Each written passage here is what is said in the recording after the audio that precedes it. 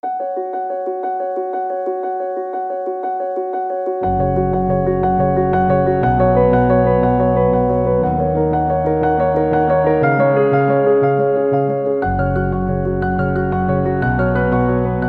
morning, this is Jim here again. Contrary fuchsia time, plant of the week. And my voice is still croaky.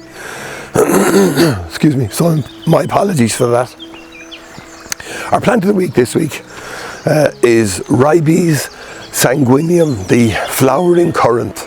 And it's a lovely plant to grow, and particularly so because of its scent.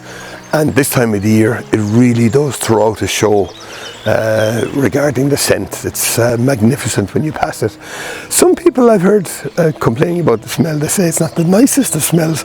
It's totally different, but it's not a bad smell. And it's well worth growing in your garden if you've got room for it. The plant name Rībās comes from the Arabic rībās, which means sour berry. And once it goes over flowering, it does produce a sour berry that the birds eat, which offers a different element to the plant again, one of wildlife sustenance, which of course is always an advantage. And sanguineum refers to blood red. I know from my own job. Exsanguination is a French word, actually, that just means blood red, and that's what it is, and the flowers really are beautifully red. Rībās is a native to the west coast of America, all the way from Alaska down to California, tolerant of shade or some light shade or semi-shade. But by far it flowers best when it's in full sun, where you get the best effect, you get the best colour as well, and you get the best scent from the plant. So that's the beauty of it. It grows in, again, most soils.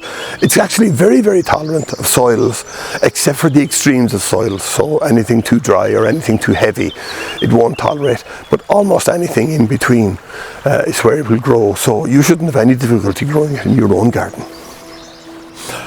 I mentioned at the start that it's a valuable wildlife plant, and it is. The berries, birds love the berries. People rarely get to see the berries because the birds have got to them first. And also, early in the year, the flowers will give nectar to the bees. So it's a fabulous plant, giving you lots and lots of colour, lots and lots of scent, and it attracts wildlife. What could be better? Propagation is easy. Buying it in the garden centre, of course, is always an option. You buy varieties in the garden centre.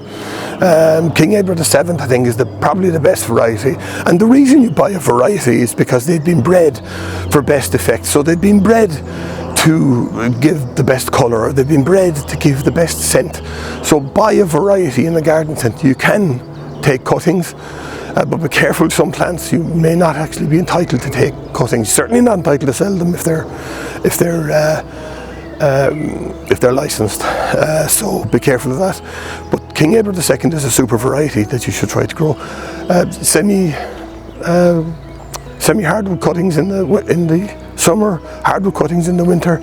And again, I've mentioned layering a few times. You can layer the plant as well.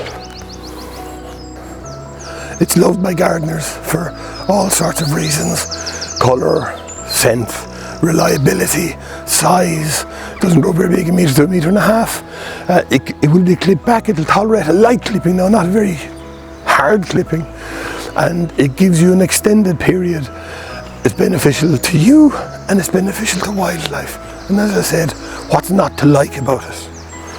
I better stop talking now, because my voice is getting worse and worse. Nice to talk to you again though. See you at the next video on the Contrary Fuchsia. My name is Jim from an absolutely beautiful Doneraile Park. The peace, the quiet, and you can probably hear the birds in the background. Everybody should do this. It's good for the soul, good for the body, good for the mind.